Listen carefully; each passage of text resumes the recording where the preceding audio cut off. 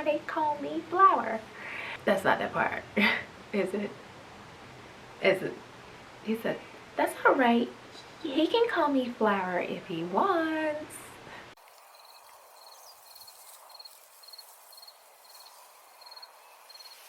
Well, I've been waiting on this one. Let's talk about biscuits. My first ever magazine article that I was published in, Cherry Bomb, shout out to Cherry Bomb, published an essay I had done on my grandmother's take on biscuits and the value that it placed on being claimed. We're going somewhere. So I was about 11 years old, in my own little world, just playing down grandma's in the summer. And she called out to me for me to come into the kitchen. When I got into the kitchen, she explained to me that it was time for me to learn how to make biscuits.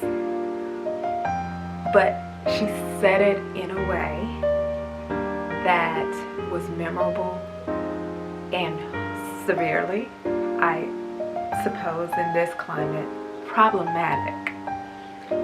She says, don't no man, in her words, don't no man want no woman who can't cook no biscuits. And I had this conversation recently. It's something about growing up a little girl in the South in a religious household where the women are kind of reared to become wives. And so as a little girl, you're playing with your Barbies, fantasizing over Ken, and here grandmother comes in and makes a statement so profound as it was the answer. There was no rebuttal. There was no resistance. There was no repeat that for me. It was just, where's my apron? If we're being transparent. And so she began to teach me how to make biscuits and make them in a way that provides bread for your household. Now the theologian in me wants to unpack that bread piece of it, because bread is also referenced many of times in the Bible. We hear Jesus saying that he is the bread of life. We hear Jesus saying, break this bread in remembrance of my body. So we know that bread is very substantial.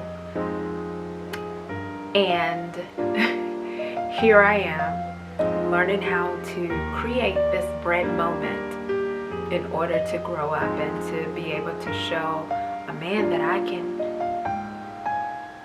do my part, which is make biscuits. I don't necessarily believe that making biscuits is a way to get a husband. In fact, I don't believe that. I believe you better bring more than just a basket of biscuits. In fact, if my husband, whoever he is, if my husband is basing my value of wife and help me on a basket of biscuits, please go to someone else. Please. And my biscuits are great. You're not even going to find them nowhere else. But please go to someone else. Because I would rather look at the statement in today's time in a little more on the value of what you present,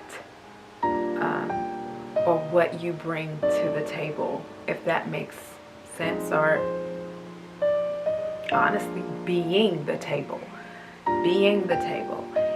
But it wasn't acceptable in my grandmother's day.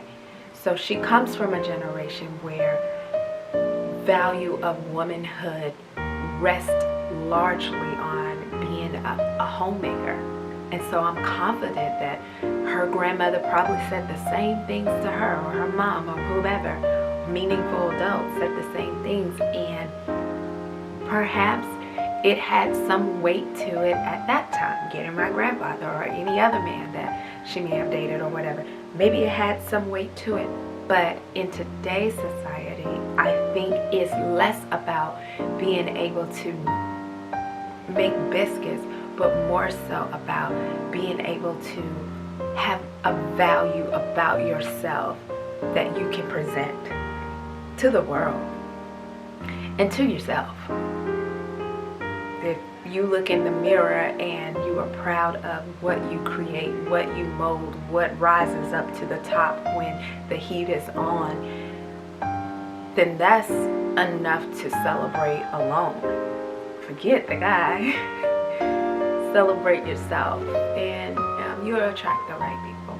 But we're not going to go on that tangent because we're here to talk about the biscuits, right? We're here to talk about the biscuits. So she taught me at 11 years old how to make biscuits, and I never forgot. She taught me the importance of building a well. So the well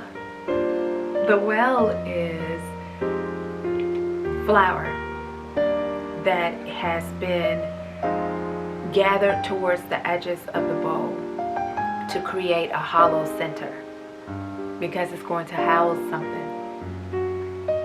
This kind of will preach.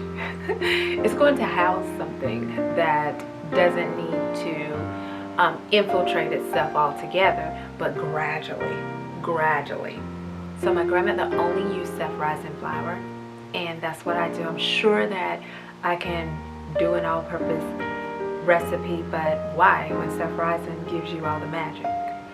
So I used self-rising flour, created my well, and in this well I pour in plant-based milk, which is an oat milk, and because this is an elevated version of what my grandmother taught me at that time, I also added vegan butter opposed to the lard that she brought into the equation. Now I'm going to tell you, don't tell anybody I told you this, but lard biscuits are absolutely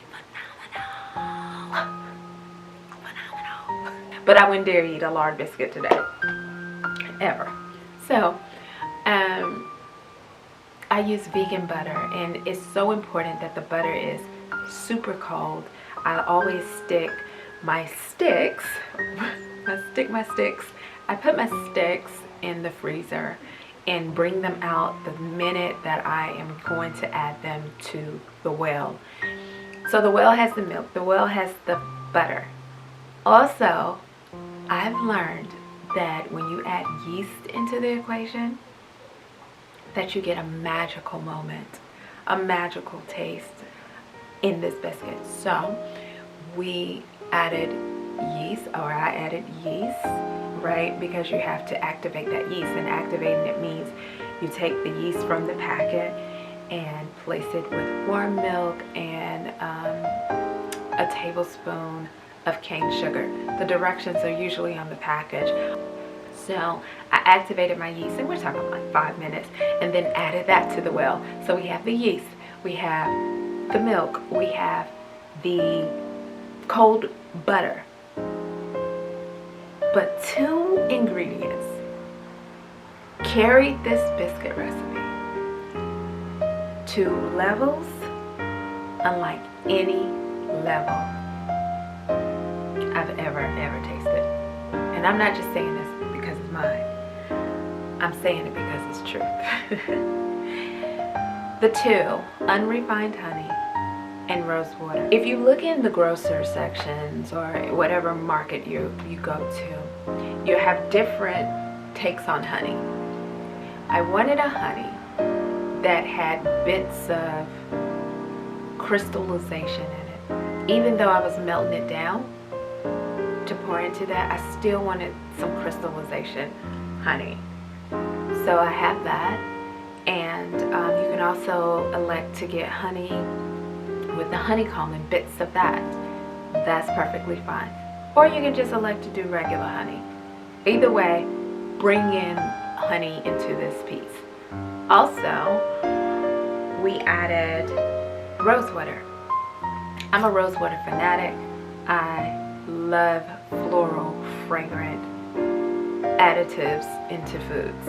I just think, someone said I like to eat like Bambi. I just love it. That's why they call me flower. That's not that part, is it? Is it? He said, that's alright. He can call me flower if he wants. Shout out to the Bambi fans. But adding rosewater just brings in this very floral, fragrant aroma. It's unlike any other. So, as Grandma taught me, I start marrying in the well first with one another. Marrying in that milk with the butter and the honey and yeast, as well as the rosewater, and gradually adding the flour around. Gradually bringing that around until it becomes a sticky dough. And then the fun part, right? We gotta work with our hands. And in doing this, I like to get a cutting board, flour that up, and just begin to mold. Like when I see a recipe that says, oh, 10 minutes of kneading, thank you, because I really go into this very stress-free zone out of just molding. And so we did that, molded out, and then I like to start rolling it out because I like to flip it and then molding it out and flip some more and molding it out. And you can see the little butter specks or whatever, which is going to be so great for a hot oven. So then I take a biscuit cutter, and I began to just cut my biscuits and placing them on a lined sheet pan. I love using a sill pad. It's just easy, clean up, just easy. And it lays flat, whereas parchment kind of rises up, especially if it's on a roll. But either one is fine. Aluminum foil is fine. But I place the biscuits, and I want the biscuits to touch because I want to encourage the biscuits to rise up opposed to rising out. So keeping a tight pan allows for that. And so once that is done, I glaze with butter. I don't glaze with honey in this part because I don't want the honey to burn. So I just glaze with some more vegan butter, and then I place it in a 500-degree oven. Now it is important that you preheat your oven to 500 degrees before you even start, because you want the heat to be ready for those biscuits. Let me tell you something. The aroma that was coming out of the oven was like I was on the path with Belle. Why are we doing Beauty and the Beast? Disney movies. I was on the cobblestones with Belle from Beauty and the Beast, and we were singing Bonjour, bonjour, Madame Gaston, can you just see it? We were just doing all of that. And remember, she got to the baker, and the baker had some bread. It was just like we were whisked to this world where it smelt like yeast and honey and butter and roses. You have not smelt anything as fragrant as this. Like I could have just melted. It was so phenomenal. And 8 minutes later, again, 500 degrees, you don't need long, 8 to 10 minutes. So don't go anywhere. Stay in the kitchen. 8 minutes later, my biscuit had risen high and were golden and time to take out of the oven. I took it out, let it rest for 10 minutes. I just believe in that. Let it rest for 10 minutes. And then I took them out and buttered them again with, this time, the honey and butter. Butter the tops of them. And placed them on in a bread basket. And yeah, I could eat them by themselves. I could eat them with jelly.